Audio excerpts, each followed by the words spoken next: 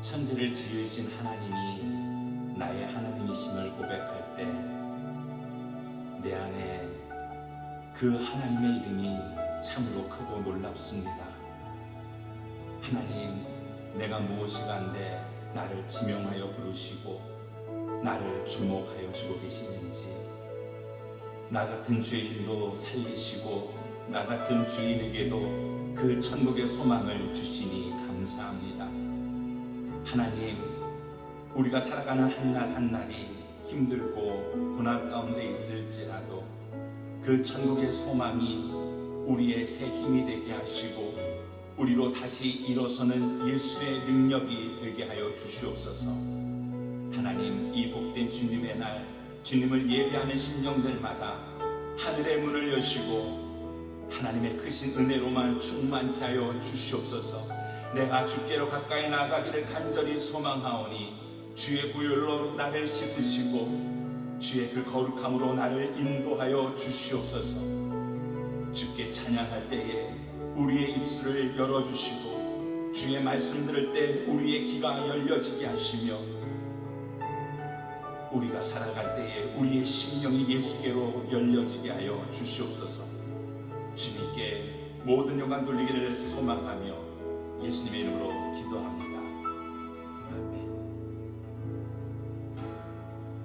주께 가까이 날 이끄소서. 간절히 주님만 원합니다. 채워주소서. 주의 사랑을 진정한 찬양 드릴 수 있도록 주께 가까이 날 이끄소서. 간절히 주님만을 원합니다. 채워주소서. 주의 사랑을 진정한 찬양 드릴 수 있도록 목마른 나의 영혼 주를 부르니 나의 맘 만져 주소서. 주님만을 원합니다. 더 원합니다. 나의 맘 만져 주소서. 주께 가까이 주께 가까이 날 이끄소서. 날 이끄소서. 간절히 주님만 원합니다. 채워주소서. 주의 사랑을 진정한 찬양 드릴 수 있도록 목마른 나의 영혼 주를 부르니 나의 맘 만져 주소서. 주님만을 원합니다. 더 원합니다.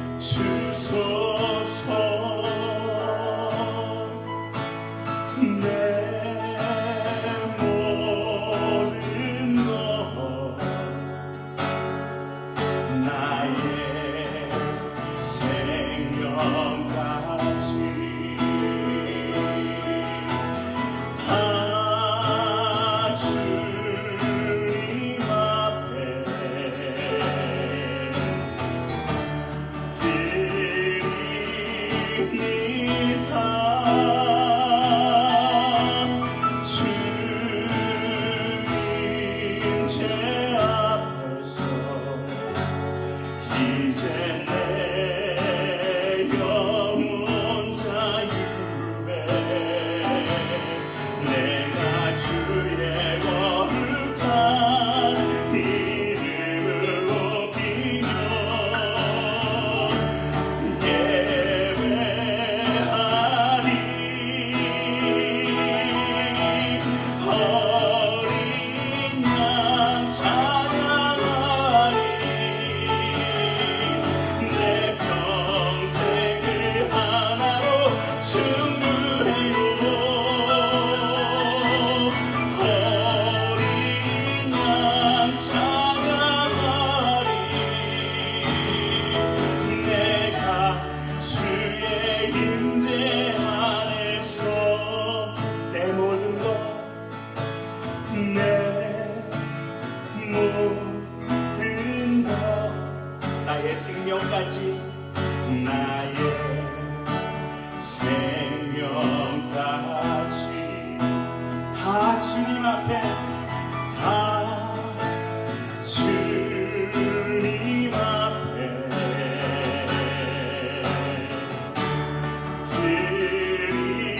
드립니다 주님 제 안에서 이제 내 영혼 자유해 내가 주의 거룩한 이름을 높이며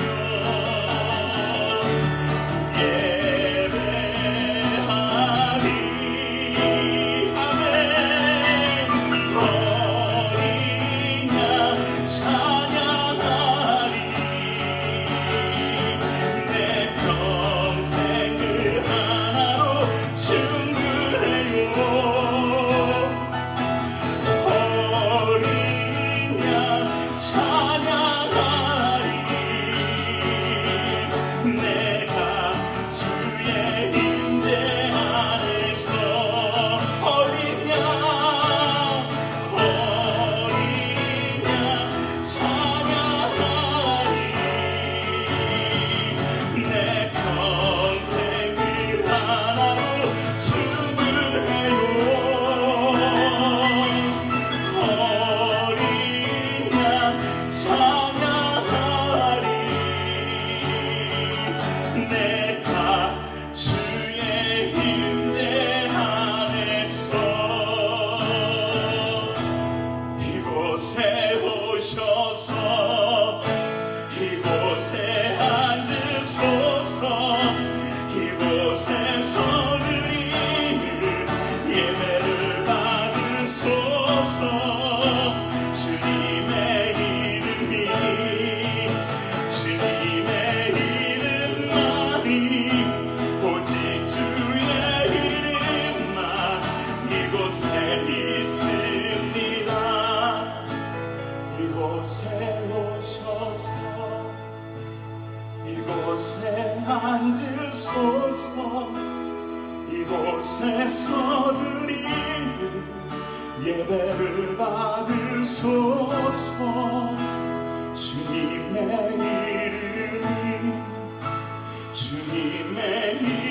이름만이 오직 주의 이름만 이곳에 있습니다 하늘의 문을 여소서 하늘의 문을 여소서 이곳을 주목하소서 주를 향한 노래가 꺼지지 않으니 하늘을 열고 보소서 이곳에 임재하소서 주님을 기다립니다 기도의 향기가 하늘에 닿으니 주여 임재하여 주옵소서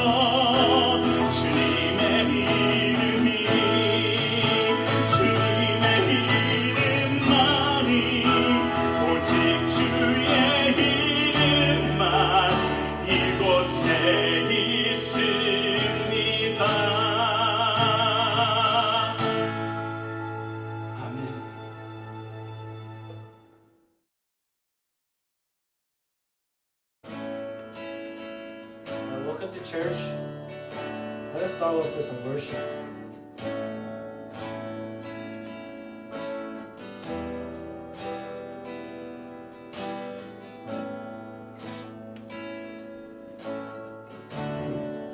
When the music fades, all is stripped away, and I simply come, longing just to bring something back to you that will bless your heart. I'll bring you more than a song, for the song in itself is not what you have required.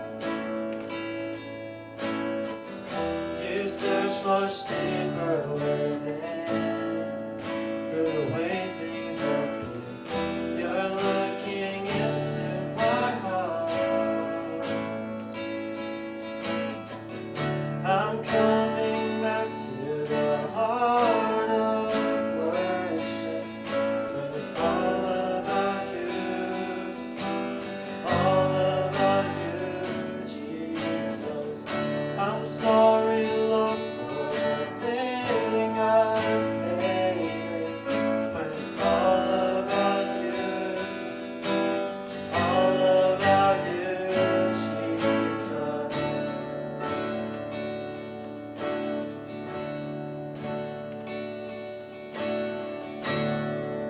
King of endless word, no one could express how much you desire.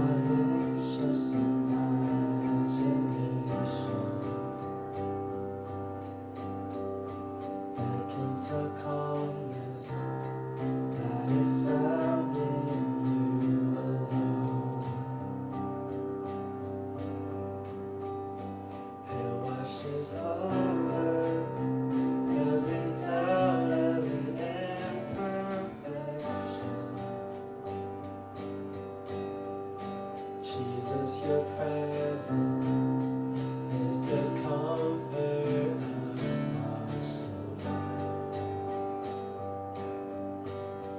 There's nowhere I'd rather be when you're singing over me. I just wanna be here with you. I'm lost in your mystery. Found me. I'm found in your love for me.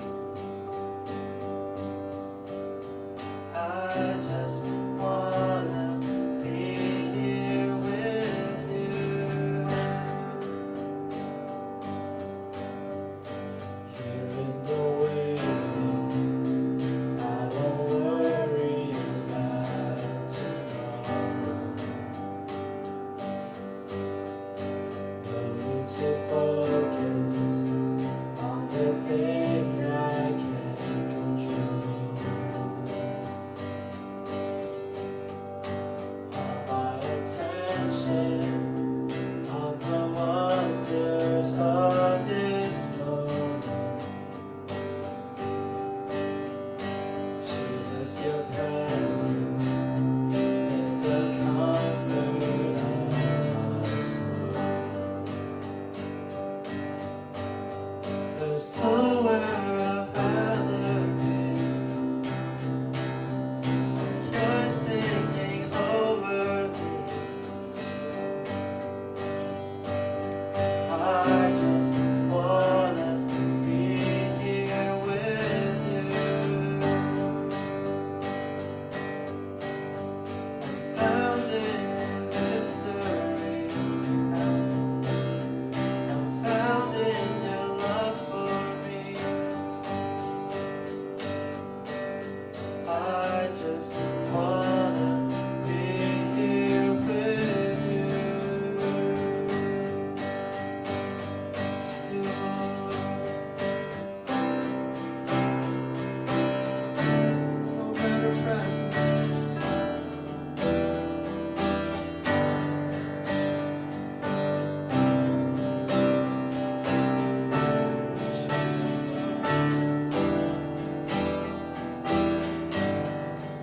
So let all that I am be consumed with who you are. All the glory of your presence. What more could I ask for? So let all that I am be consumed with who you are. Oh, the glory of your presence. What more could I ask for? So let all that I am be consumed with who you are. Oh, the glory of your presence. What more could I ask for?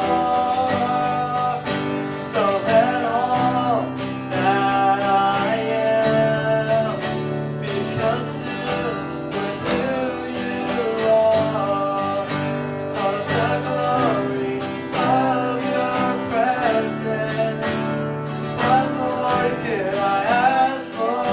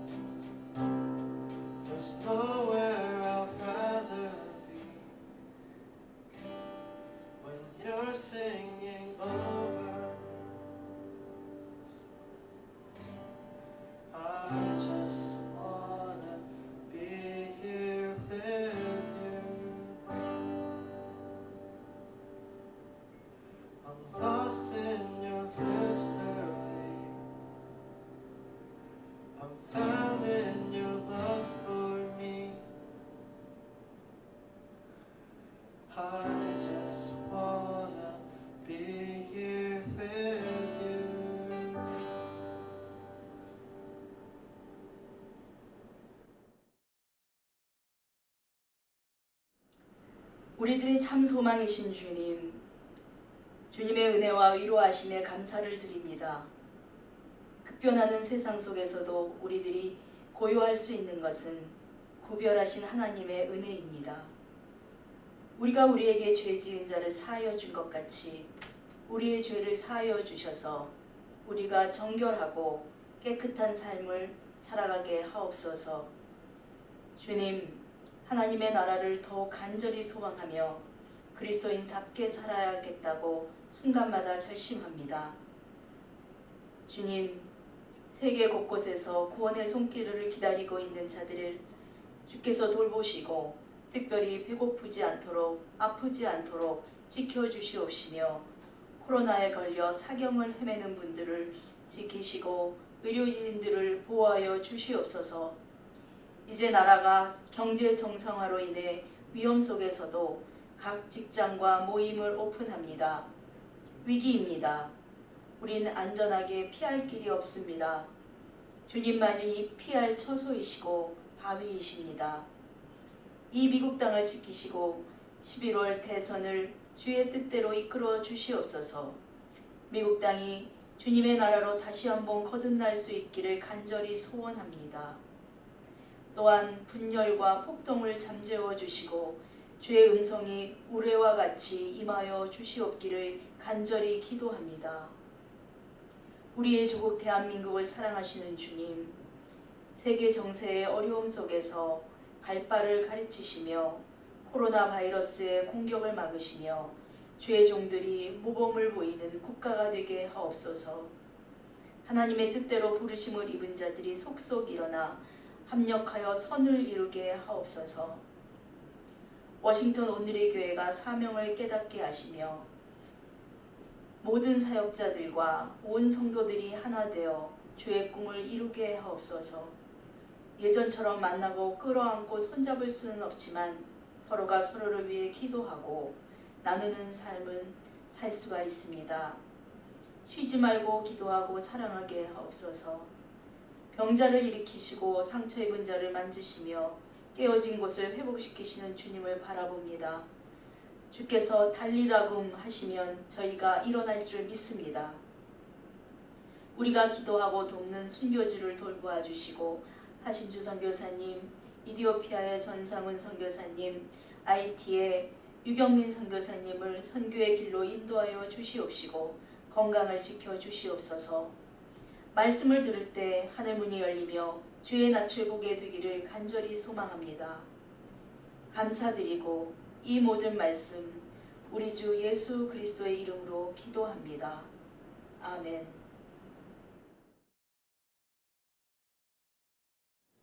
Good morning, church family. I hope you are all doing well and continuing to stay safe during this time. Go ahead and give someone next to you a big, big hug and say, I'm glad to worship with you. Husbands, give your wives a hug. Parents, give your children a hug. And siblings, give each other a big, big hug and say, I'm glad to worship with you. That's right, that's good. Hug the person that's not getting up. There's always someone that refuses to do this, but go ahead and just hug them. All right. Well, go ahead and have a seat. Before we get into the message today, I want to start off by just spending a few moments praying for the African American community.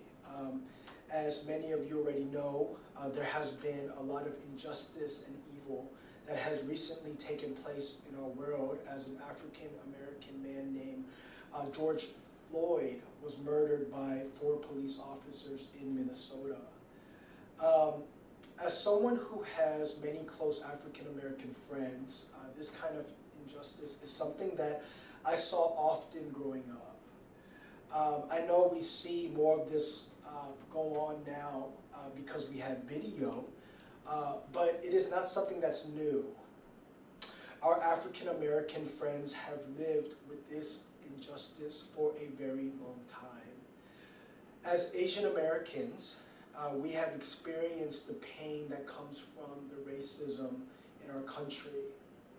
As minorities, what happens in the African American community affects us as well. So today I just want to pray for our African American friends and ask God to bring about the right justice that for the injustice that has taken place. Let's pray. Father, we just ask for your mercy. We ask for your justice. We ask that you would bring healing and restoration in the African American community, God. But Lord, also bring healing and restoration in our world. Our world is so broken. It is so filled with evil, God. But Lord, we ask that your Spirit will cover our world, that you would have mercy in our world, God. And that even through a situation like this, you will somehow bring goodness through it, God. For we know that anything the enemy uses, you could bring about good. And so we ask that you do that through this, God. And Lord, we pray for the Floyd family. We ask for your comfort. We ask for your healing. And for them, you bring about a real purpose, God. Bring purpose through this, God. Let this not be without purpose, Lord. And you are a God that has a purpose, even through evil, God. Thank you. In Jesus' name I pray. Amen. So today our passage comes from Philippians chapter 1, verses 12 through 14. And I'm going to be reading from the NIV version. And this is what it says.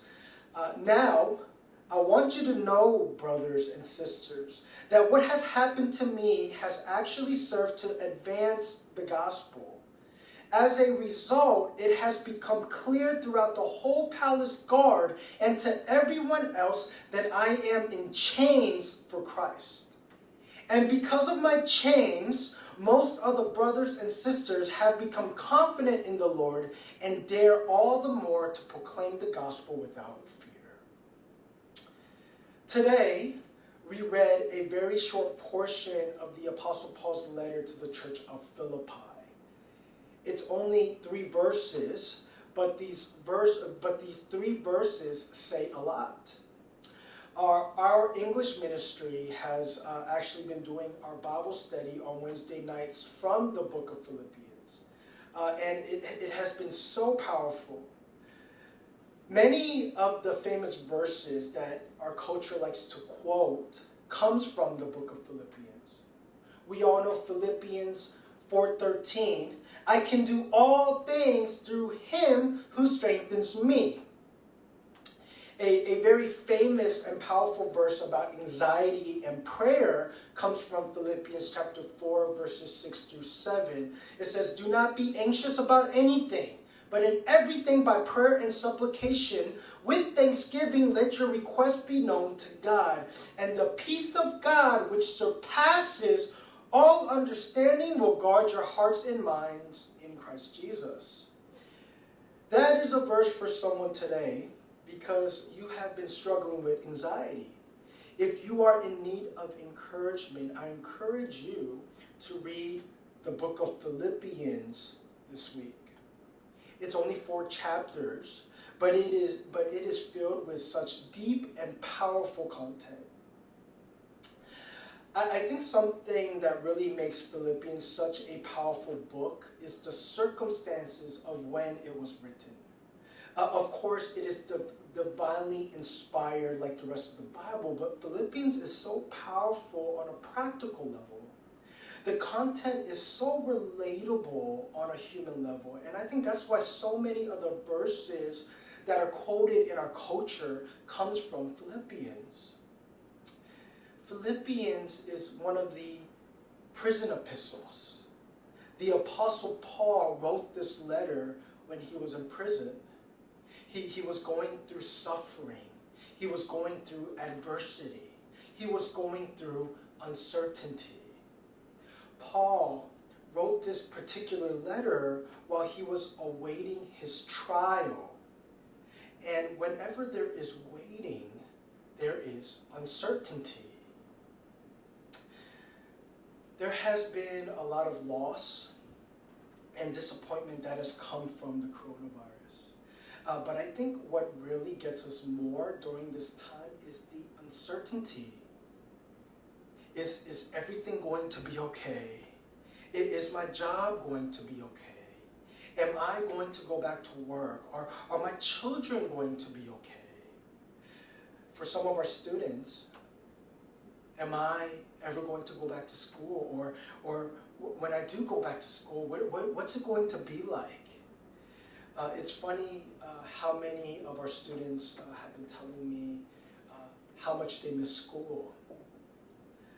But many of us are asking ourselves, what will our world be like when this is over? Is everything going to go back to normal? How is everything going to turn out? Every day can be a struggle. And it is the uncertainty that makes waiting so agonizing. See, Paul was in prison awaiting trial. He was waiting for a verdict. He was waiting to find out what was going to happen to him. He was waiting for answers. He was living with the anticipation of it all every single day. And see, the wait can be agonizing if there is no purpose. Do you feel like you're in a prison? Now, I don't want to blow things out of proportion because obviously none of us are actually in jail awaiting trial, but I'm speaking of prison from a spiritual sense. Because prison is a very real spiritual season in Scripture. Joseph went to prison. And if you really follow Joseph's story in the Bible, it was a bit of a roller coaster. He went from getting this custom jacket from his father because he was his favorite son. Then he's sold into slavery by his jealous brothers. Then he ends up becoming the manager of a home of an Egyptian official named Potiphar. Then he was falsely accused of sexual assault by his wife, and he ends up in prison. Joseph went through extreme ups and downs. He went from a peak to prison. But God brought purpose in the prison. It was from prison that Joseph goes to the throne of Egypt. There was a purpose in prison. Look at someone next to you and say, there's purpose in the prison. It's so important that we find purpose in our prison, or we can perish in prison. Proverbs chapter 29, verse 18 says, where there is no vision or revelation, the people will perish. Before the Apostle Paul was taken into custody, his ministry was thriving. See, he was going from city to city, region to region, preaching the gospel, and people were being saved. Churches were being started, and Christianity was growing. Revival was happening everywhere throughout the ancient Roman world. God was using the Apostle Paul to reach the nations. And right when his ministry was at its peak, he was arrested. And just like that, in a matter of a day, he went from the peak to a prison. What was your life like before we were hit by COVID-19? Were things at a peak for you? Some of you were at a peak preparing for the next phase of your life. Then suddenly, everything was shut down by the coronavirus. And you went from a peak to a prison. The U.S. economy was at its peak. And now we are in an economic crisis. It went from a peak to a prison. You know, some of our EM folks said to me, Pastor, I feel like before this virus, our ministry was at its peak. We went from a peak to a prison. But church, there is purpose in the prison. See, the Philippians, they expected that Paul would probably be down and depressed by his situation. But when Epaphroditus reports back to the Philippians about Paul, the Philippians were surprised because Paul's mindset was totally different than what they expected. Paul had a divine perspective about his circumstances. He saw God's purpose in the prison. Paul says the purpose of his imprisonment was actually served to advance the gospel. The purpose of prison was so that God can bring about progress to the gospel. Paul says that two things happened during his imprisonment. The first thing Paul says is that the palace guards and the other inmates have come to know the gospel of Jesus. The palace guards were a special class of Roman soldiers. And as a Roman citizen, Paul was given some privileges. Paul was allowed access to private rooms to meet with his visitors. But here's the thing. There was a palace guard that was always chained to him 24/7. So the guards would take different shifts being chained to Paul. But while they were chained to Paul, they would hear the gospel as Paul would pray and teach the scriptures to his visitors. It is believed that Paul spent approximately 2 years under this system as he was awaiting trial. But eventually, what happened was that these palace guards took an interest to his message, and they became saved. And what happened was revival broke out in the prison. Isn't that amazing? See, there is purpose in the prison. Is there someone God has chained to you during this time? Is there someone you've been chained to? Could it be that God wants to advance the gospel through you? Families, could it be that you have been chained together because God wants to bring about a revival in your family? Pray together and read the Word of God together. The second thing that Paul says is that his imprisonment has inspired the other Christians in Rome. When the Christians in Rome heard about Paul's imprisonment, it inspired them. It gave them a new confidence to preach the gospel more boldly. It says that they were without fear. There's something about seeing someone persevering in their faith during adversity that is so inspiring. And church, our world is facing a great adversity. But could it be that God wants to inspire people through you?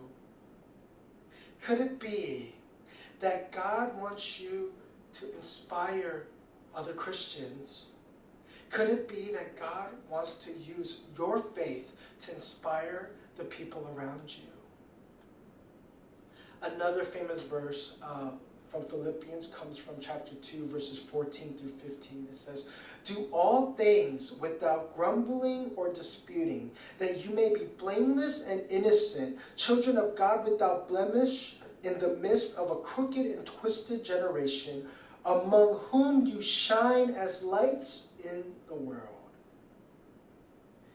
It is during the darkest of times that the light shines the brightest. Fathers, inspire your family with your faith. Mothers, inspire your children with your faith. Children, inspire your parents with your faith. In church, let's inspire each other and the people around us with our faith. Amen? Church, God is doing something through this crisis. God has a purpose in the prison. Amen? Amen.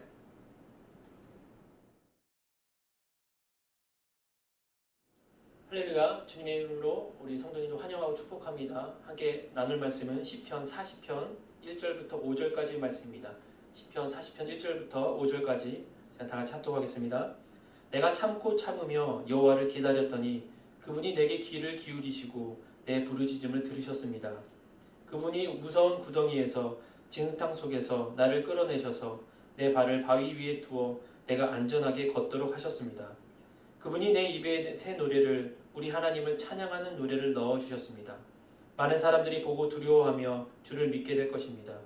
여호와를 의지하고 교만한 사람들이나 거짓의 길로 빠지는 사람들을 돌아보지 않는 사람은 복이 있습니다. 오 여호와 내 하나님이여, 주께서 하신 놀라운 일들이 너무나 많고 우리를 향한 주의 생각이 너무나 많습니다. 내가 그것들을 말하려고 해도 너무 많아 일일이 다 열거할 수 없을 정도입니다. 아멘.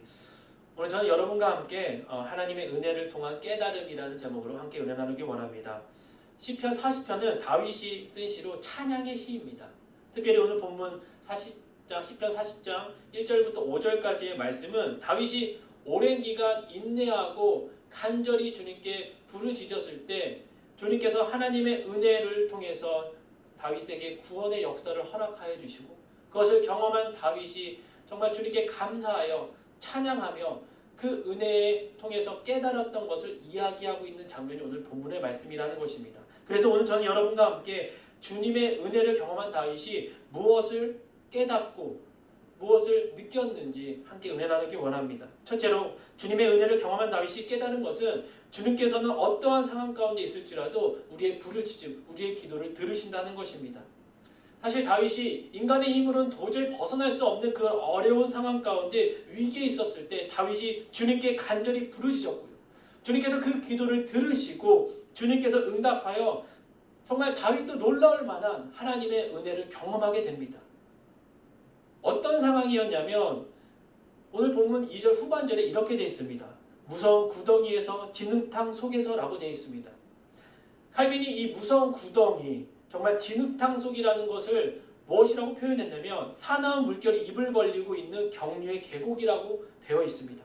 한번 빠지면 시체도 건질 수 없는 위험한 곳입니다. 이러한 곳에서 있었을 때 이런 위험 가운데 있는 다윗이 주님께 했던 것이 무엇이냐면 주님의 응답을 기다리면서 간절히 부르짖고 기도하였다는 것입니다. 그러나 이때 하나님께서는 그 기도를 들으셨다고 얘기합니다. 그래서 우리가 이런 경험을 통해서 다윗이 경험함을 통해서 우리가 알아야 될 것은 뭐냐면 기도 외에는 달리 할 수 없는 이런 엄청난 정말 힘든 상황 가운데 우리가 해야 될 것은 뭐냐면 주님께 간절히 기도하고 끝까지 인내하며 주님의 응답을 기다려야 된다는 것입니다. 여러분, 그래서 우리가 이것을 통해서 무엇을 배워야 합니까? 다른 것이 아니라 우리는 기도하며 기다리는 법을 배워야 돼요. 근데 요즘 많은 사람들이 이 기다리는 법을 모릅니다. 많은 사람들이 문제가 생기면 조금 기도하다가 응답이 없으면 쉽게 포기하고 쉽게 잊어버리고 그냥 안 해버려요. 그리고 단순히 기도를 자기가 쓰는 그냥 하나의 도구로 사용합니다. 근데 여러분, 다윗이 그 어려운 상황 가운데 했던 것은 무엇이냐면 주님이 응답이 될 때까지 참고 인내하며 주님께 간절히 부르짖었다는 것입니다. 그래서 우리가 그 조급함을 좀 버리고 우리가 기도하며 기다리며 주님을 바라볼 수 있는 그래서 다윗도 주님의 응답을 받고 주님의 구원의 은혜를 경험한 것처럼 우리의 삶 가운데도 주님의 그 은혜를 경험할 수 있는 여러분의 삶이 되기 원합니다. 때로는 그 기도가 더딜 때가 있습니다. 그렇죠. 다윗도 정말 오랫동안 기다렸습니다. 왜냐하면 참고 기다렸다고 얘기합니다. 그런데 끊이지 않고 포기하지 않고 끝까지 기도했을 때 주님께서 뭐라고 얘기냐면 주님께서 그 기도를 들으셨다고 말하고 있습니다. 1절 말씀에 이렇게 되어 있습니다. 내가 참고 참으며 여호와를 기다렸더니 그분이 내게 귀를 기울이시고 내 부르짖음을 들으셨습니다 라고 되어 있습니다. 다윗이 어려운 가운데 있었을 때 기도하고 그 응답을 기다리며 뭐라고 얘기냐면 내가 참고 참으며 여호와를 기다렸더니 라고 얘기합니다. 근데 다른 성경에 보시면 개역개정에 보시면 내가 기다리고 기다렸더니 라고 되어 있습니다. 그런데 그와 나란히 주님께서는 뭐라고 얘기하시냐면 그분이 내게 귀를 기울이시고 내 부르짖음을 들으셨다라고 본문에 이야기하고 있습니다. 개역개정에 뭐라고 되어 있냐면 하나님께서 나의 부르짖음을 들으셨다라고 얘기합니다. 들으셨다고 얘기합니다. 근데 여러분 흥미로운 사실이 뭐냐면 히브리 성경에 보시면 오늘 하나님께서 말씀하신 들으셨다라는 그 동사 단어가 2번 나와요. 저희 한글 성경에는 1번 나오지만 2번 나옵니다. 히브리 성경에는 듣고 들었다고 얘기합니다. 우리가 주님께 기다리고 기다렸더니 주님께서 듣고 또 들으셨다고 얘기합니다. 여러분, 주님께서 여러분의 기도를 안 들리지 않습니다. 꼭 들으시고 언제 응답을 줘야 될지 기다리고 계신다는 것입니다. 그래서 우리가 이 세상을 살아가는 동안 문제가 없을 수 없습니다. 여러 가지 문제가 다가오고 어려움이 다가왔을 때 우리가 해야 될 것은 무엇이냐면 주님께 간절히 주님의 응답을 기다리며 주님께 기도해야 된다는 것입니다. 다윗은 그것을 깨달았어요. 근데 그 기도하는 과정 가운데 인내가 필요하고 참고 또 참아야 된다는 것입니다. 주님의 응답을 기다리고 또 기다려야 된다는 것입니다. 끝까지 포기하지 말고 주님께 간절히 부르짖어야 된다는 것입니다. 그랬을 때 주님께서는 그 모든 과정을 들으시고 또 들으신다고 얘기합니다. 그래서 여러분 실망하거나 여러분 낙심하지 마셔야 된다는 것입니다. 왜냐하면 주님께서 들으시기 때문이라는 것입니다. 그래서 끝까지 주님께서 응답하실 큰 기대를 갖고 인내하며 기도해야 된다는 것입니다.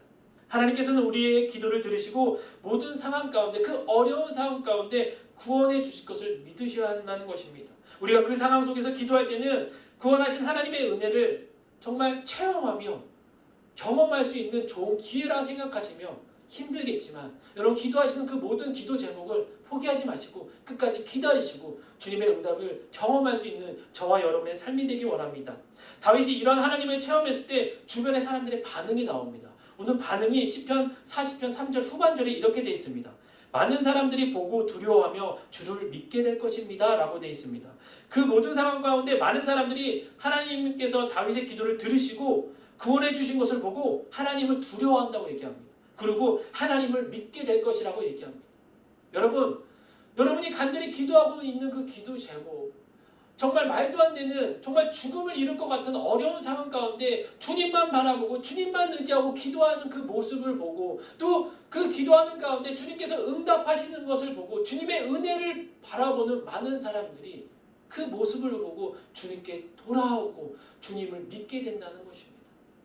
여러분, 지금 내가 겪고 있는 상황이 힘들고 어려웠지만 끝까지 인내하며 주님께 기도하였을 때 그 모습을 바라봤던 많은 주변의 사람들이 손가락질을 할지라도 주님께서 응답하였을 때는 그 주님의 은혜를 경험한 많은 사람들이 주님을 믿고 돌아올 수 있는 좋은 도구가 된다는 것입니다.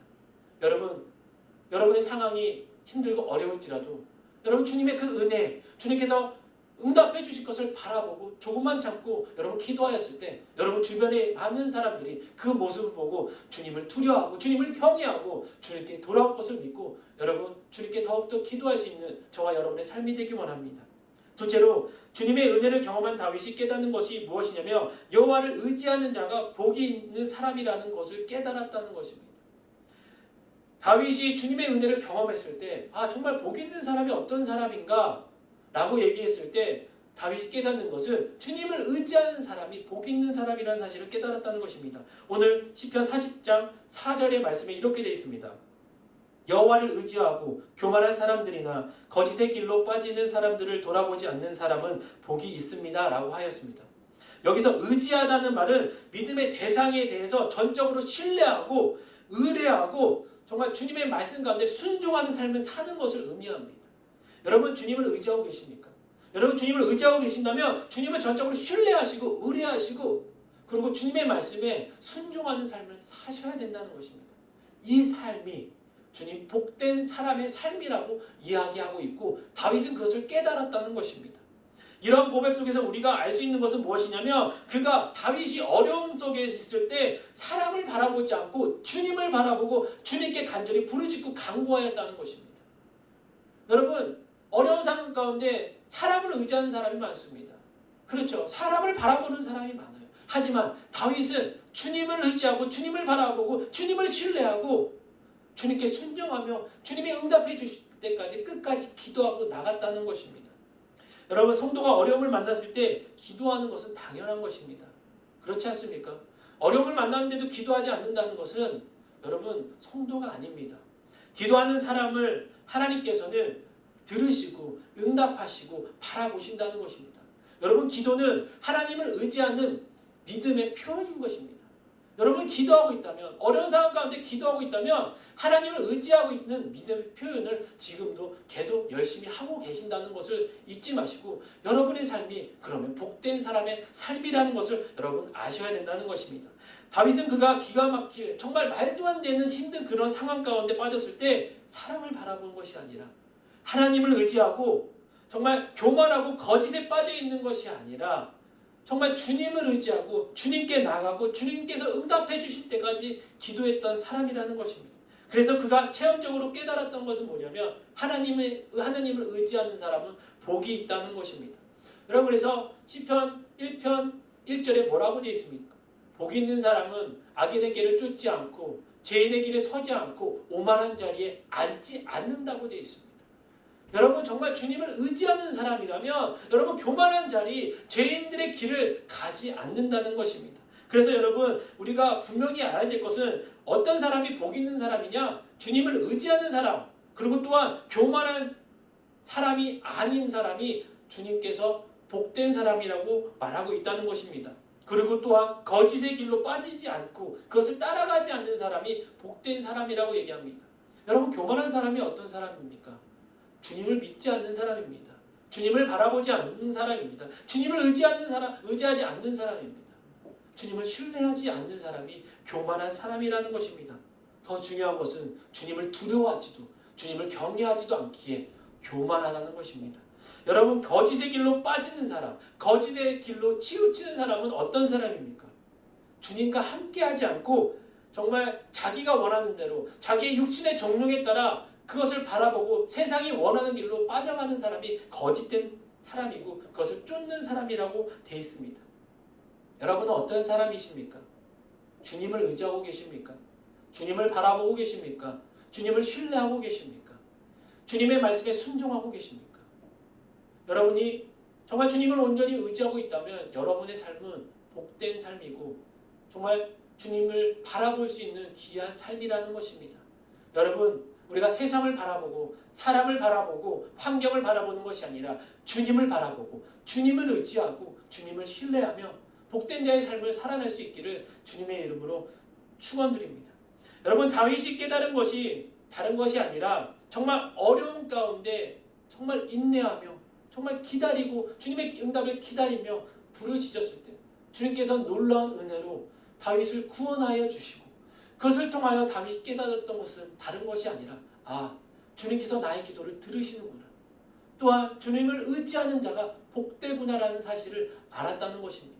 그리고 또 한 가지 무엇을 알았냐면 주님께서 주신 은혜가 너무나 많구나라는 사실을 알았다는 것입니다.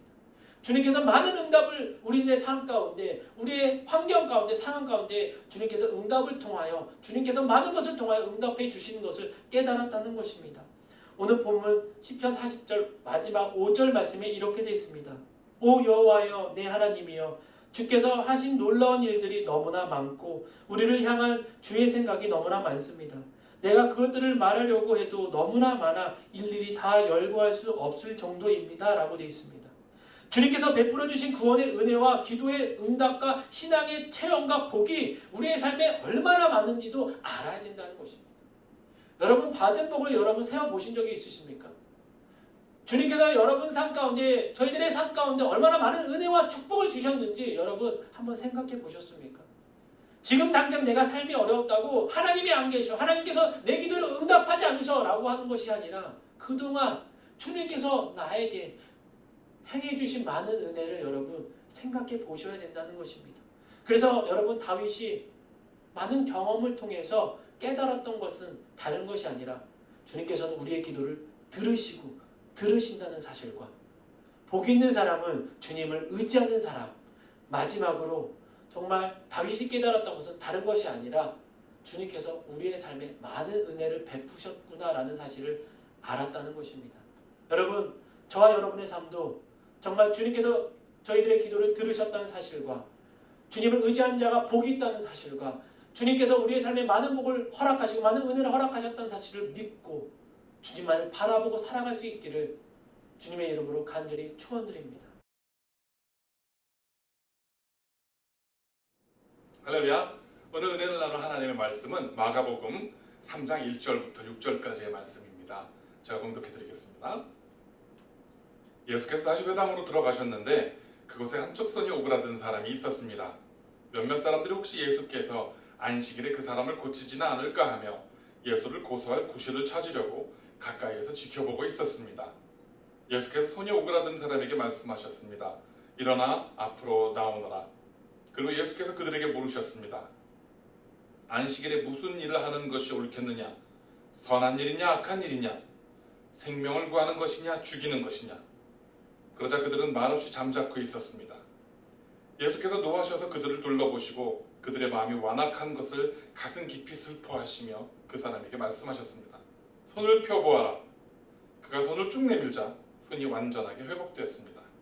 그러자 바리새파 사람들은 그 길로 나가 헤롯 당원들과 함께 어떻게 하면 예수를 죽일까 음모를 꾸미기 시작했습니다. 아멘. 오늘 성경 말씀을 보면 예수님께서 병자들, 아픈 사람들을 치료하는 모습을 많이 찾아볼 수 있습니다. 예수님께서 아픈 사람들을 치료하시는 것은 사실은 그 아픈 병을 치료하는, 육신의 병을 치료하는 데 목적이 있는 것이 아니라 마음의 병, 특별히 주변에서 그 모습들을 지켜보는 수많은 사람들, 그들의 마음의 병, 마음속에 있는 그러한 의심과 그들의 마음속에 있는 그런 부정적인 생각들을 고치는데 예수님은 사실은 더 많은 관심이 있으셨던 것을 우리는 알 수가 있습니다. 왜냐하면 육신의 병이 있는 사람은 자기 육신의 병이 있는 것이 눈에 보이고 또 그것이 불편하기 때문에 하나님께 간절하게 하나님의 은혜를 구하고 하나님의 치유하심을 구합니다. 그러나 마음의 병이 있는 사람들은 겉으로 드러나지 않기 때문에 그것을 숨기고 감추고 그 병이 점점 더 깊어지고 자신의 영과 자신의 미래를 망가뜨리는 것들을 우리는 보게 됩니다. 올해 초 코로나 바이러스로 인해서 세상이 참 많이 뒤죽박죽되고 우리의 삶도 모든 것이 뒤죽박죽되었습니다. 그래서 사람들은 그동안 살아왔던 그들의 삶의, 평상시의 삶의 모습들이 아니라 이제는 새로운 모습들에 적응을 해야 되고 새로운 환경에 적응하게 되었습니다. 그런데 이런 모습들이 이제 몇 달 동안 지속이 되면서 저는 물론 바이러스도 두렵고 올해 바이러스 때문에 지금 이번 주에 미국에서는 바이러스 때문에 사망한 사람이 10만 명이 이제 넘어섰다고 합니다. 바이러스도 두렵습니다. 그런데 코로나 바이러스보다 사실은 이제는 변해가는 사람들의 모습이 더 두렵습니다. 바이러스로 인해서 사람들이 집에 갇혀 있고 또 그러다 보니까 마음들이 피폐해져 갑니다. 그리고 이제 이 바이러스가 중국에서 시작됐다라는 그런 이 잘못된 고정관념들 때문에 아시안들을 향한 그러한 혐오 그리고 그러한 인종범죄들이 증가를 합니다.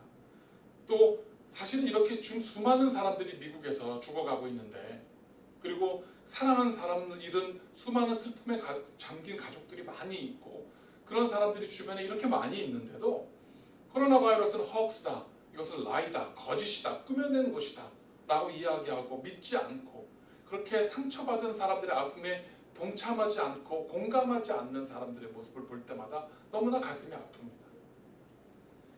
다른 사람을 배려하기보다는 자신의 경제적인 이익과 또 정치적인 이익에 따라서 이러한 리오픈을 하고 무조건 열어놓고 알아서들 살아라, 죽을 사람은 죽고 또 살 사람들은 뭐 알아서 살아라 이렇게 하는 무책임한 모습들이 너무나 가슴이 아프고 낙심이 됩니다.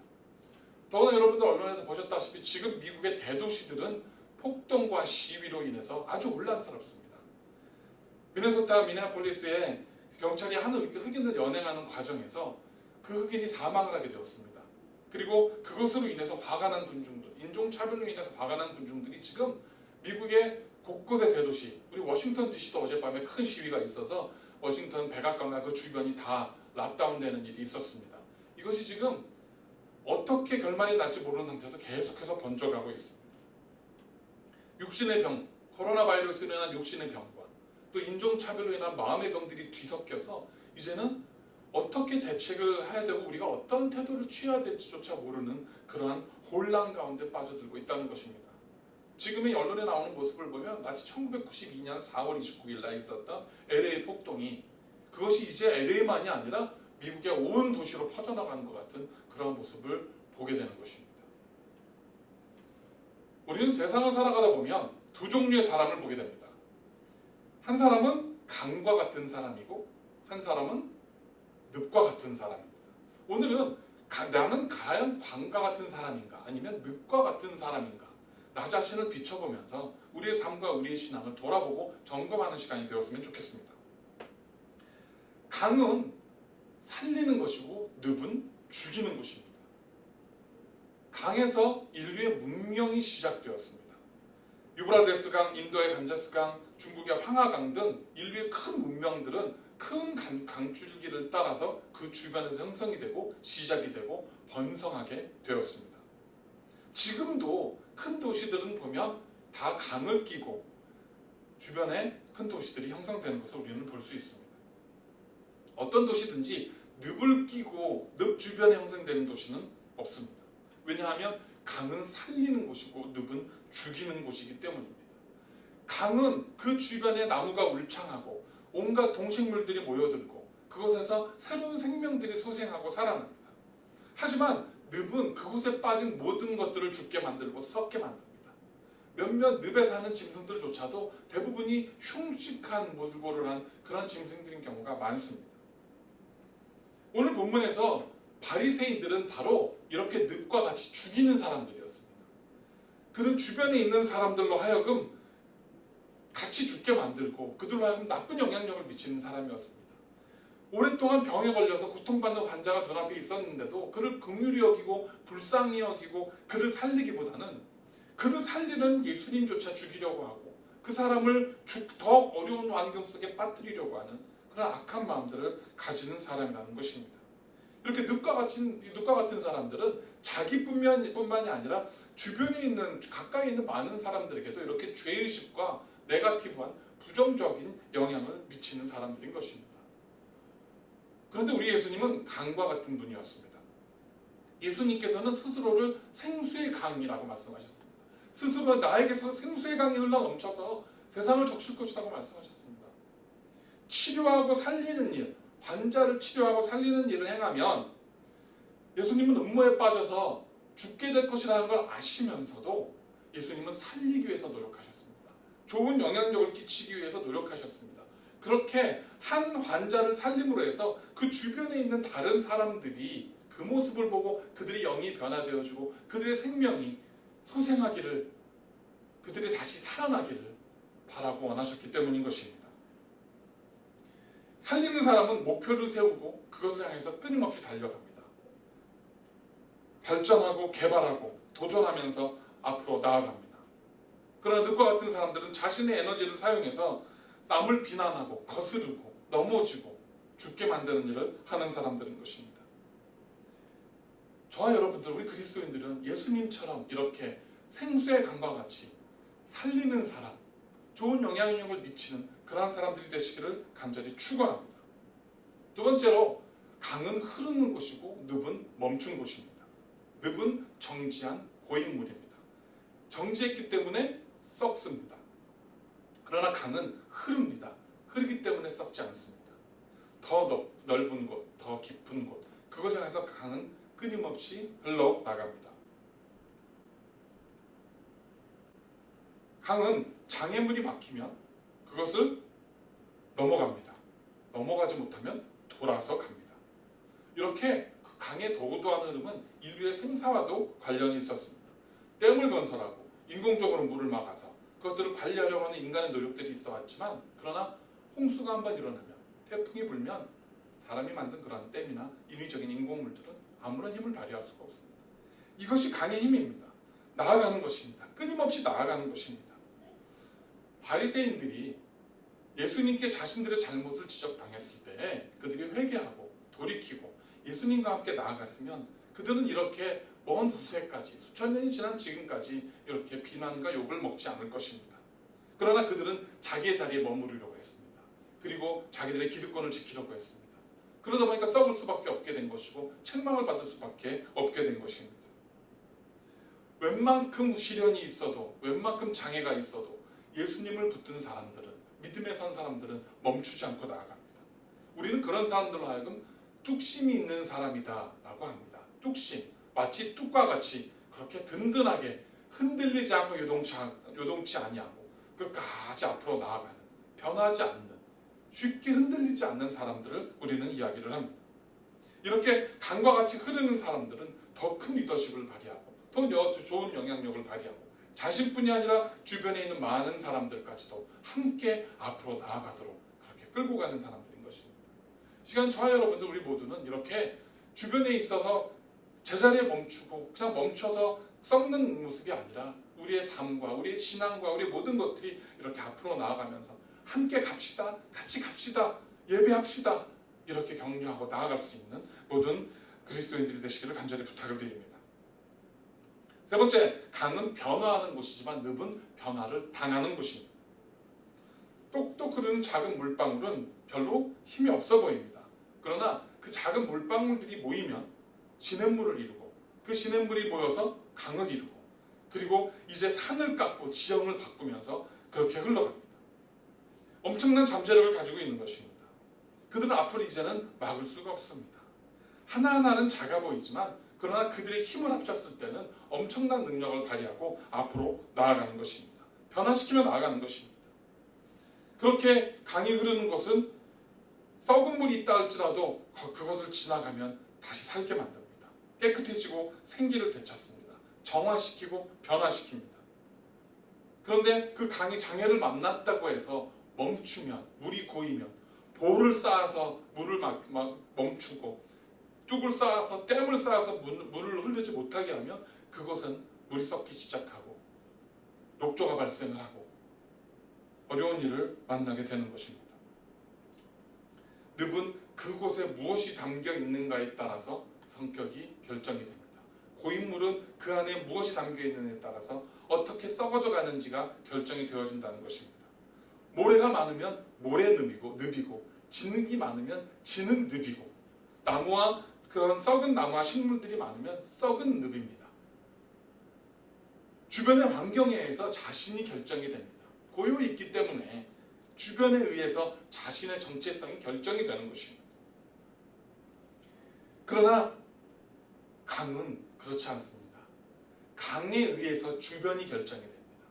강에 의해서 주변의 변화가 일어나면서 그곳에 문화가 생기고 문명이 생기고 사람과 동물들이 모여들면서 주변이 변화가 되어지는 것입니다. 예수님께서는 고여서 썩은 바리새인들에게 오늘 본문에서 변화할 기회를 주셨습니다. 그러나 그들은 그것을 거절하는 모습을 봅니다. 오늘 본문 4절에 말합니다. 그리고 예수께서 그들에게 물으셨습니다. 안식일에 무슨 일을 하는 것이 옳겠느냐? 선한 일이냐 악한 일이냐? 생명을 구해주는 것이냐 죽이는 것이냐? 그러자 그들은 말없이 잠자코 있었습니다. 잠자코 있었습니다. 멈췄습니다. 변화를 거부하고 회개하고 새로워질 기회를 거부하고 그들은 멈춰서 썩기를 원했습니다. 예수님께서 그들을 변화시켜서 강과 같이 그렇게 예수님의 영적인 흐름에 끌고 가기를 원하셨는데 그들은 그것을 거부하고 오히려 예수님까지도 멈추고 죽게 만들고 썩게 만들려고 했던 사람들인 것입니다.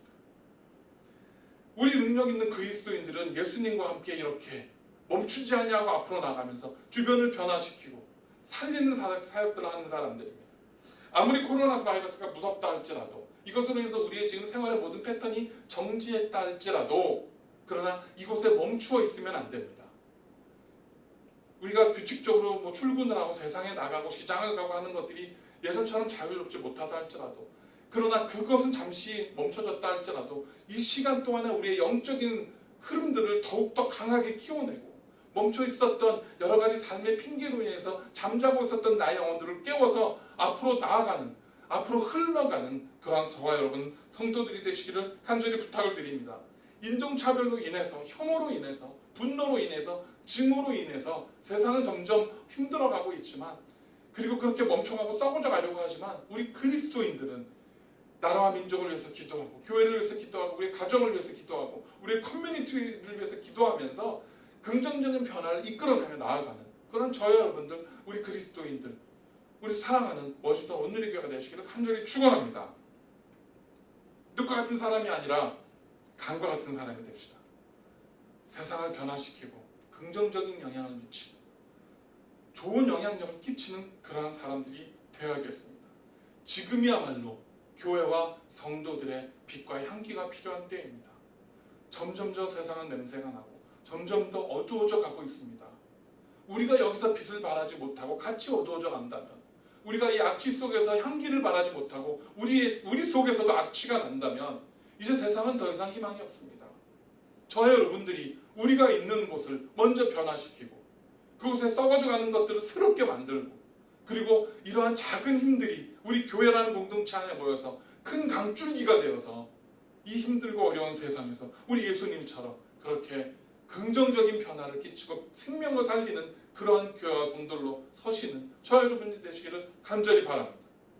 어제와 오늘이 다를 것이고 올해와 내년이 다를 것입니다. 이미 우리는 다른 환경 속에서 어찌할 바를 몰라 당황하기도 하고 두려워하기도 하고 걱정과 염려를 하기도 합니다. 그러나 우리 예수님께서는, 우리 하나님께서는 끊임없이 말씀하십니다. 두려워하지 말라. 염려하지 말라. 내가 너와 함께 할 것이다. 내가 강하고 의로운 손으로 너를 붙들어 줄 것이다.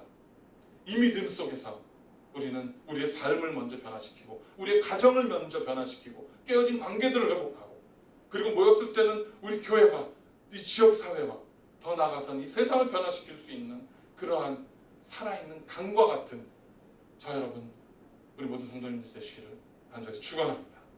기도하겠습니다. 하나님 감사합니다. 오늘도 우리가 주님 앞에 나왔습니다. 하나님 앞에 예배합니다. 아버지 하나님, 세상에서 들려오는 소식들은 우리를 움츠러들게 만들고 멈추게 만들고 주저앉게 만듭니다. 그러나 멈춰 있으면 우리는 늪이 될 수밖에 없고 썩을 수밖에 없습니다.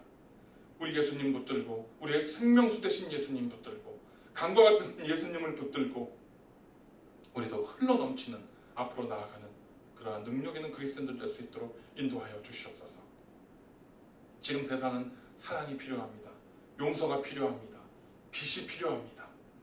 우리가 이 세상에서 먼저 용서가 되고, 먼저 화평이 되고, 먼저 빛이 되고 향기가 될 수 있도록 우리를 사용하여 주시옵소서. 그래서 이 어려운 때를 지나며 책망받는 자들이 아니라 칭찬받는 자들로, 책망받는 교회가 아니라 칭찬받는 교회로 주님 앞에 마지막 때까지 설 수 있도록 우리를 붙들어 주시옵소서. 감사드릴 때에 예수님의 이름으로 간절히 기도드렸습니다. 아멘. 광고 말씀드리는 시간입니다. 여러분들 계속 건강에 유의해 주시기 바랍니다. 지금 페이스 1이 시작됐지만 여전히 주변에 코로나 바이러스는 위험한 상황이고요. 특별히 애난데일과 센터빌을 중심으로 해서 한인사회 확진자가 늘고 있다는 소식을 들었습니다. 계속해서 건강에 유의해 주시기를 부탁드리겠습니다. 헌금 우편으로 보내주시고 또 와서 들어보고 해주시고 하셔서 계속 우리가 잘 취합하고 있습니다. 감사드리고요. 여러분들의 헌신과 또 하나님 앞에 드리는 그 마음들이 하나님께서 기쁘게 받으시고 또 여러분들 가운데 더 풍족하게 채워주시기를 간절히 기도합니다. 9시 작정기도 이렇게 드리고 있습니다. 여러분들 시간을 지키셔서 하나님 앞에 시간을 정해서 기도하시고 하나님께 묵상하고 하나님과 교제하는 시간을 계속 가져주시길 부탁드립니다. 최병훈 집사님께서 기도해 주시고요. 특별히 최병훈 집사님이 잠을 잘 못 주무셔서 힘드시다고 합니다. 잘 숙면을 취해서 잘 주무시고 또 치료의 모든 과정들을 잘 견뎌내실 수 있도록 계속 기억하고 기도해 주십시오. 이제 그 주일 예배 여러분들 아시다시피 그 카카오톡에서 우리가 투표를 제가 진행을 했는데 많은 분들이 아직은 다 염려하시고 우려하시고 특별히 우리 교회 상황이 이렇게 좁고 비좁고 여러 가지 장소도 이렇기 때문에 많이 우려들을 하셨습니다. 제가 개별적으로 성도님들과도 대화를 나누고 또 사역자들과도 주중에도 통화를 하고 또 오늘도 회의를 했는데 다 하고 여러 가지 상황을 종합해서 내린 결론은 당분간 우리가 페이스 1이 시작이 됐지만 그러나 이게 상황이 좋아서 페이스 1이 된 게 아니라 등 떠밀려 된 거기 때문에 우리는 그런 모든 상황을 종합해서 당분간 예배 주일 예배는 지금처럼 이렇게 영상으로 예배를 계속 계속 진행하도록 하겠습니다. 성도님들의 또 우려하시는 부분도 있기 때문에 이렇게 진행을 하겠고요. 하지만 교회 오피스는 화요일부터 금요일까지 교회 오피스는 열겠습니다. 그래서 제가 나와서 오피스에 이제 나와 있을 것이고 혹시 필요하신 분들은 교회에 오셔서 기도하시거나 또 뭐 상담을 원하시는 분들 오셔도 괜찮습니다. 그래서 화요일부터 금요일까지 아침 9시부터 저녁 4시까지 제가 교회에 있을 예정입니다. 중간에 자리를 비울 때도 있겠지만 대부분 있을 예정이니까 그렇게 기억해 주시고요. 제 아내가 성도님들을 위해서 마스크를 많이 만들어 놨습니다. 그래서 재봉을 해서 만들어 놨는데 여러분들 오셔서 혹시 지나가다 오다가다 들리셔서 마스크를 픽업해 가셔도 되겠습니다. 가정별로 이렇게 묶어서 따로따로 구분을 해 놨는데 이름을 써놓고 이렇게 준비를 해 놓을 테니까 오셔서 픽업을 해 가주시면 되겠습니다. 여러분들 아시다시피 미네아폴리스에서 조지 플로이드라는 사람이 연행되는 과정 가운데 백인 경찰한테 살해가 되면서 지금 굉장히 위험스러운 상황들이 벌어지고 있습니다. 혹시라도 DC에 가실 일이 있는 분들은 가능하면 자제해 주시고요. 어제 저녁에도 워싱턴 DC에서 큰 소요가 있어서 지금 백악관도 다 락다운되고 경찰들이 지금 많이 퍼져 있는 상태고 미국의 모든 대도시들이 지금 굉장히 혼란스러운 상황입니다. 방화와 약탈이 벌어지고 있고요. 그리고 경찰력으로 통제가 안 돼서 지금 주 방위군을 투입한다는 얘기도 들리고 있습니다. 굉장히 지금 어려운 상황이고 또 이렇게 모여든 사람들이 시위를 하는 동안에 마스크를 쓰지도 않고 또 사회적 거리, 소셜 디스턴스를 유지하지 않고 있기 때문에 이 일을 통해서 또 얼마나 많이 확진자들이 늘어나고 번질지 알 수가 없습니다. 여러 가지로 혼란스럽고 어려운 상황입니다.